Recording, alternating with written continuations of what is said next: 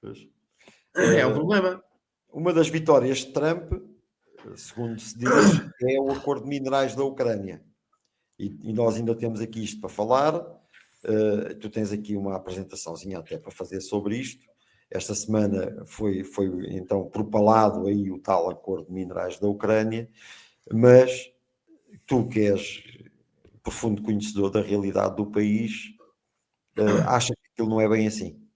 Pois, A Ucrânia afinal não tem assim tantos minerais como é suposto. Acho que todos nos lembramos do senador Lindsey Graham a dizer que a Ucrânia era o país mais rico em minerais da Europa. 12 trilhões.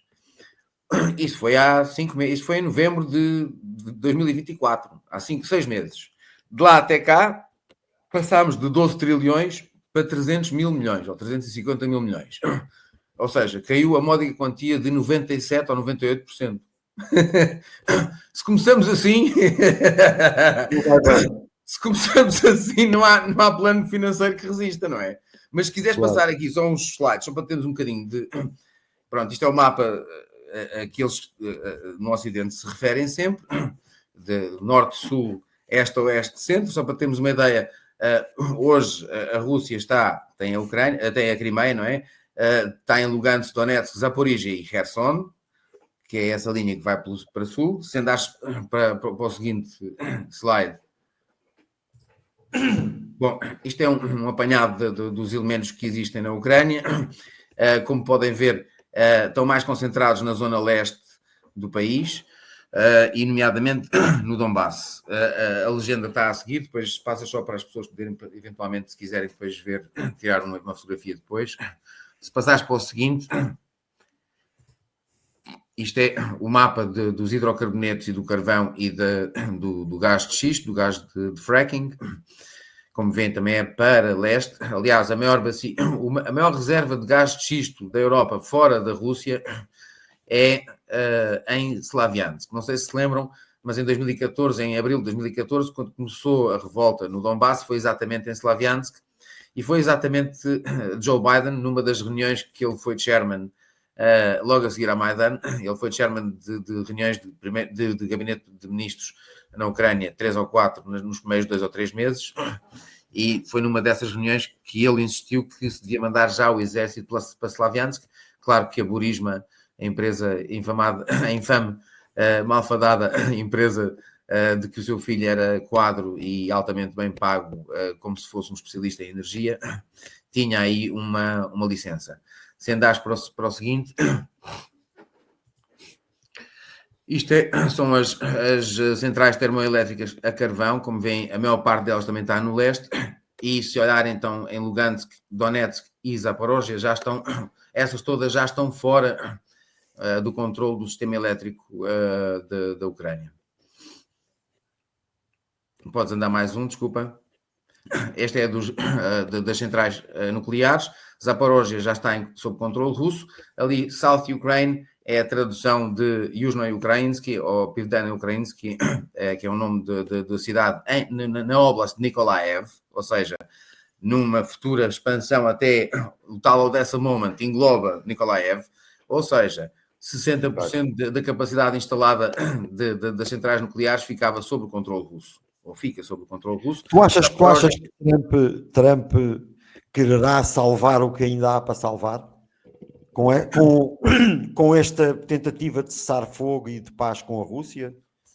Eu acho que isso seria uma tentativa, mas a Rússia já demonstrou a determinação que tem em 3 anos de conflito e na consistência das suas posições diplomáticas. Aliás, esta história de Zaporizhia foi várias vezes tentaram push the envelope, como dizem os americanos, não é? Tentaram metê-la no pacote, mas não a Rússia já declarou oficialmente que nem pensar que Energodar energodava, mas já não dá. É que a Energodar era 20% da geração de eletricidade na Ucrânia. Portanto, daí a tentativa constante de... Pois, mas vejam o acordo dos minerais, que engloba energia, que engloba... Já agora vamos acabar só são mais 2 slides e já temos umas conclusões. na componente da produção de aço, que também está no acordo celebrado, se virem ali no mapa da Ucrânia antigo, tem aquele picotado, tem ali 5 fábricas.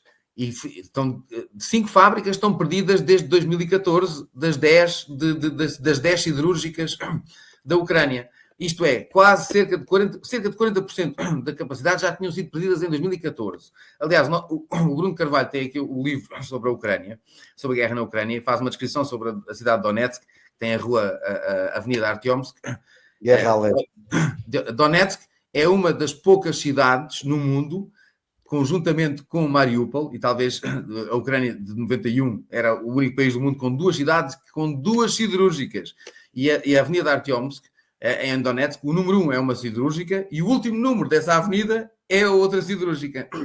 Portanto, 40% já tinham sido perdidos em 2014 e agora, como está a situação do conflito hoje, já aquela fábrica número 3, 4 e 5, que é a Zaporozhye e em Mariupol, a Azovstal e a Zavod Imya Ilyich, ou seja, em nome de Ilyich, que são as 2 siderúrgicas de Donetsk, de Mariupol. Portanto, já perderam cerca de 70%, um pouco mais de 70% da capacidade instalada de aço. Portanto, terminando no seguinte slide, o que queremos dizer é que é mais um episódio de negociação falhado, porque a quantidade e a viabilidade económica de exploração de recursos minerais é insuficiente para ser sequer um player mundial. Na questão das terras raras, já foi falado várias vezes, é um player insignificante, e como falavam há bocado, para se explorar um mineral ou uma reserva, tem que se passar muitos anos para se preparar essa produção e até se começar a tirar a produção. Tem que se pôr infraestruturas, tem que se fazer estradas, caminhos de ferro, linhas de alta tensão. Há muitas coisas que se têm que passar até que se conseguir trazer um material para a exploração económica viável para uma cadeia de abastecimento consistente e com capacidade.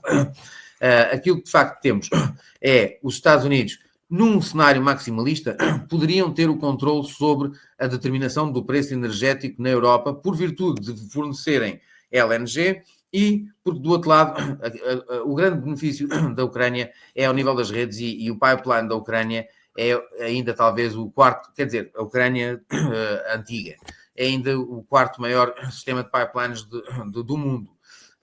E, portanto, se os Estados Unidos conseguissem tamponar o fornecimento de energia, nomeadamente de gás, à Europa, então sim, tinham, digamos, um papel no pricing mechanism, estabelecer um preço alto e sorver a Europa de recursos, mas este acordo, qual é a jurisdição que tem, qual é que é o poder judicial que o vai tornar, digamos...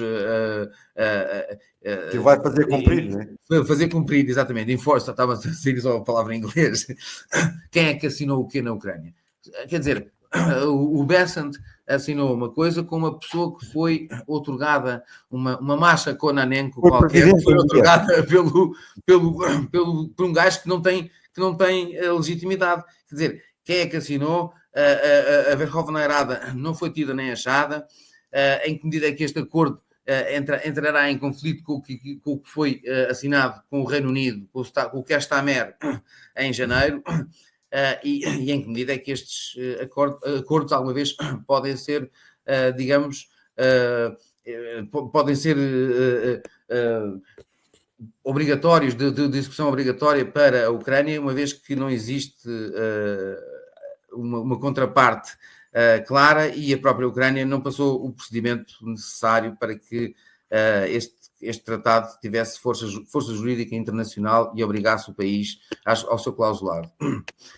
Afinal de contas, quem é que será o beneficiário disto tudo? Nem estou a ver os Estados Unidos serem capazes de usar este acordo como usaram, e foi referido aqui, a questão da Crimeia. A Crimeia não é assunto para este conflito e, portanto, não é um benefício sequer que possa ser posto em cima da mesa. Aquilo que só para concluir sobre a Ucrânia, aquilo que é de facto importante neste momento é estarmos muito atentos àquilo que pode acontecer no dia da vitória e aquilo que tem sido feito a nível da União Europeia para legitimar qualquer coisa que aconteça na Praça Vermelha, em Moscovo, sob, digamos, o pretexto de se poder atingir a Rússia, é preciso lembrarmos que isso é um acontecimento com um significado e com uma projeção internacional. Vão estar dezenas de chefes de Estado.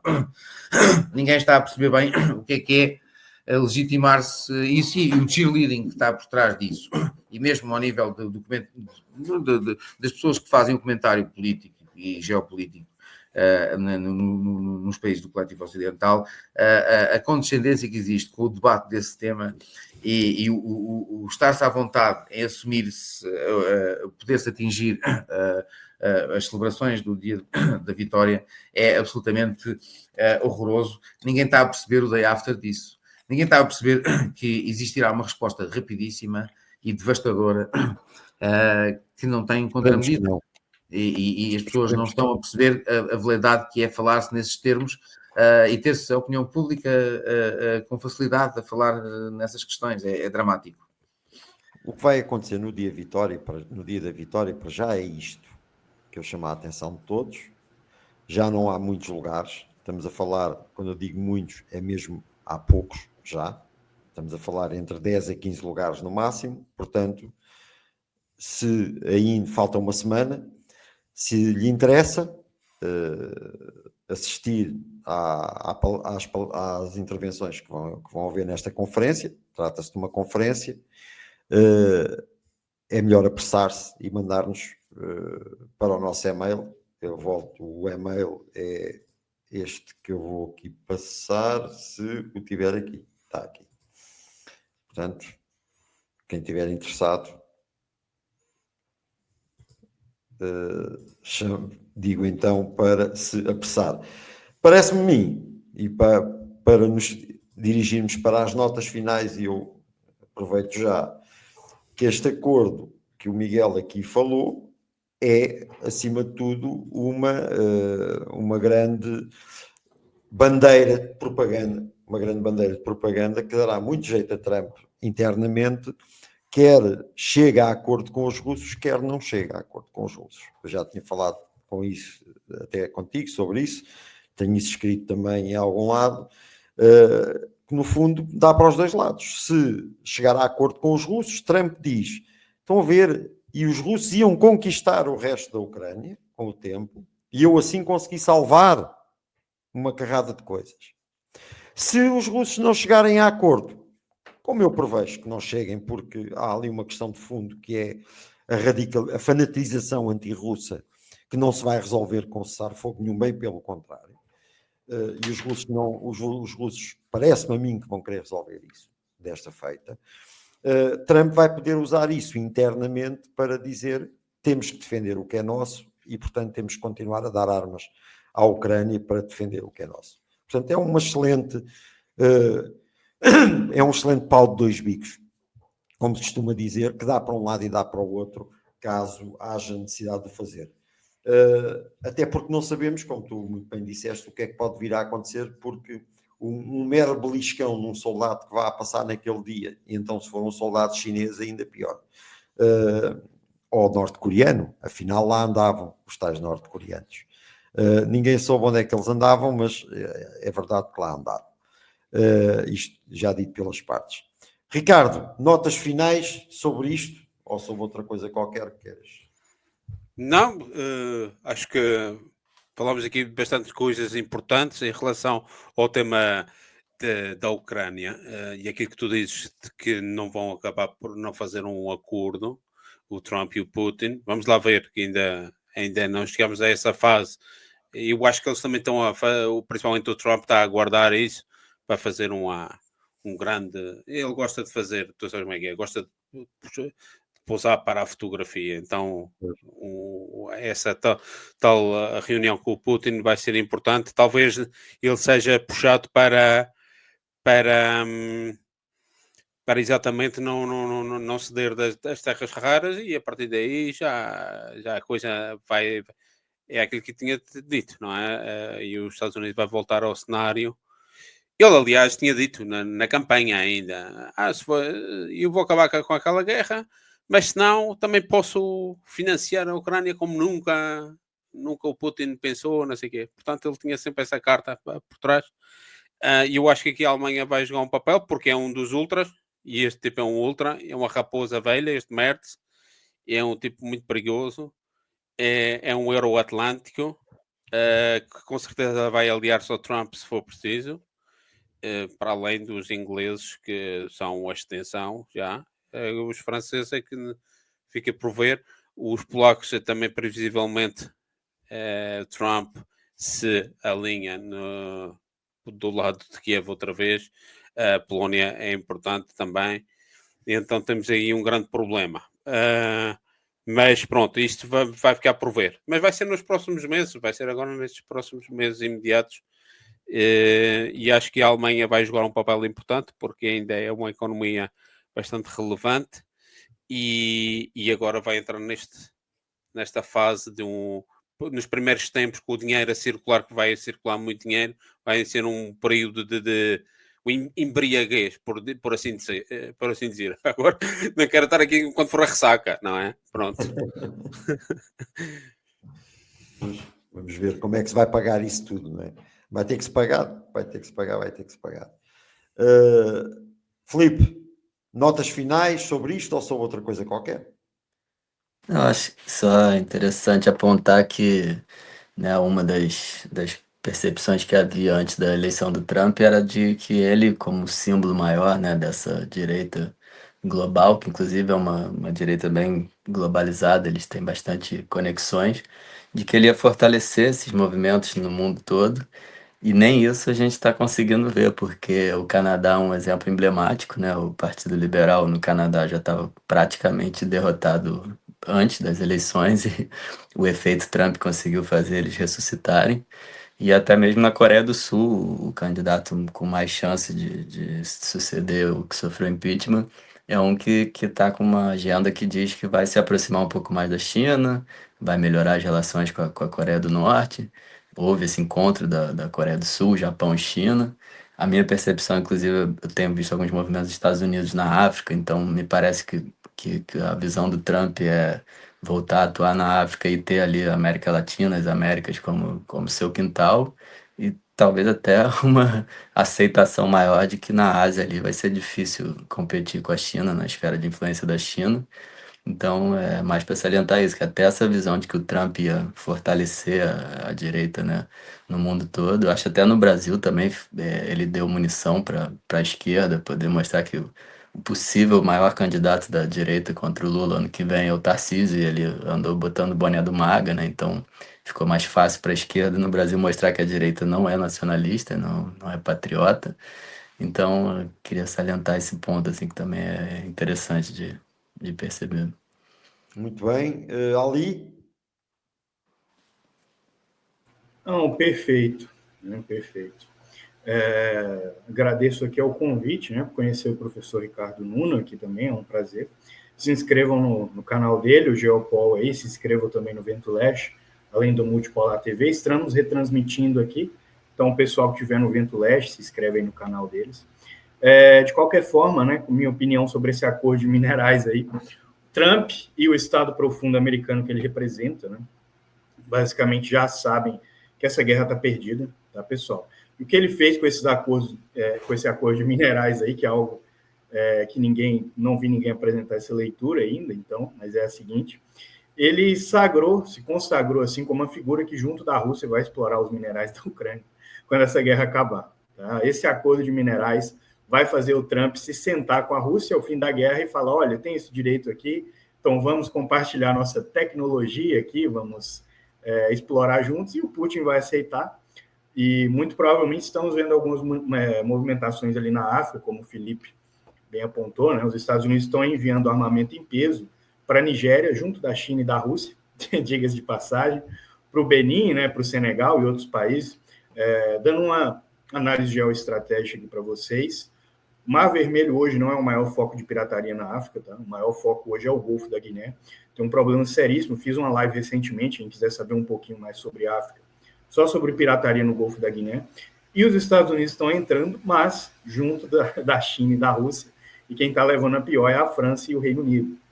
que aconteceu recentemente no Congo foi, inclusive, uma tentativa de resposta da França e do Reino Unido, né, contra a Rússia, a China e os Estados Unidos. Então, assim, por mais que exista esse confronto aí na Europa e em certos teatros da Ásia, tá? Na África, parece que existe um alinhamento ali de todo mundo para tirar a França e o Reino Unido da África, né?